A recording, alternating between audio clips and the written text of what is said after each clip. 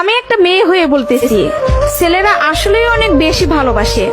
কেউ মানুক বা না মানুক, আমি এই কথাটা মানি। এটা একটা আপুর গল্প। আপু আমাকে বলছিল, আমি যখন ইন্টার ফার্স্ট ইয়ারে পড়ি, একটা ছেলে আমার পিছনে সব সময় ঘুরঘুর করতো। আমি যেখানেই যেতাম ও ঠিক আমার পিছনেই থাকতো। আমরা একই মহল্লাতে থাকতাম। সেই ছোটবেলা থেকে আমি ওকে দেখতেছি। একটু জেদি, তবে কোনো মিথ্যা নেই ওর ভিতরে। ফলচাতুরি এসব কিছুই বুঝে না, আর অনেক চাপা স্বভাবের একজন মানুষ। কষ্ট হলেও মুখ থেকে কোনো কথা বের করে না। ওই যে একটা কথা আছে না, বুক ফাটে তো মুখ ফুটে না।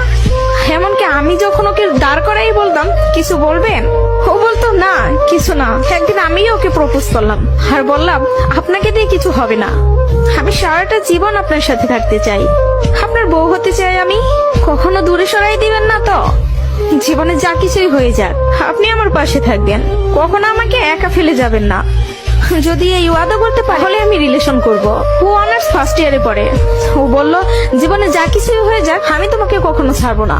আমাদের সম্পর্কের বয়সটা যখন 2 বছর, তখন আমার বাসায় বিয়ের প্রেসার দেওয়া শুরু হয়ে গেল। ফ্যামিলি থেকে ছেলে খুঁজতেছে, সরকারি চাকরিওয়ালা, বিসিএস ক্যাডার। এসবের মধ্যে আমি ওর কথা বলতে ভয় পেতাম, কারণ ও এখনো পড়ালেখা করতেছে। চাকরি তো দূরের কথা, চাকরি পাইতে তো অনেক সময় লাগবে, কিন্তু আমার ফ্যামিলি তো আমাকে সময় দিবে না। আমি অনেক কষ্টে আম্মুকে রাজি করাই। আম্মু যেন আব্বুকে এই কথাটা বলে, আর আম্মু আব্বুকে বলে।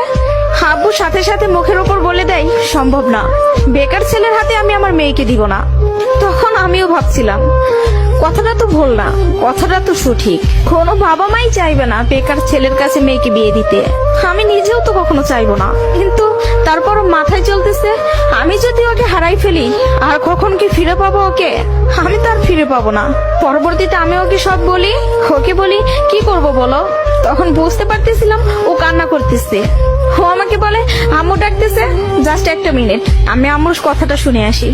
তুমি একটু লাইনে থাকো, এসে তোমার সাথে আমি কথা বলতেছি। আমি তোমার জীবনে আছি 2টা বছর, কতটুকু আমাকে চিনো জানো আমি জানি না, কিন্তু তোমার পরিবার তোমার সাথে 18টা বছর তোমার পাশে আছে।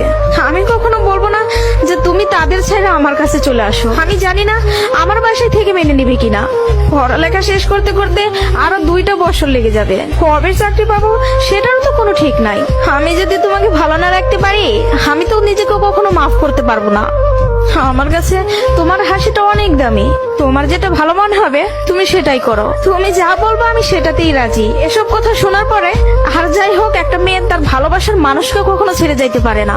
আমি তখন একটা জিনিসই ভাবতেছিলাম, জীবনটা তো ছোট, আর আমি আমার এই ভালোবাসার মানুষটাকে হারাই ফেললে আমি নিজেই সারা জীবন আফসোস করব। এরকম কোন ছেলে আর আমাকে ভালোবাসতে পারবে না, আমি ওকে ছাড়তে পারবো না। আমি বাসায় আবারও বুঝাই, তারা বুঝে না।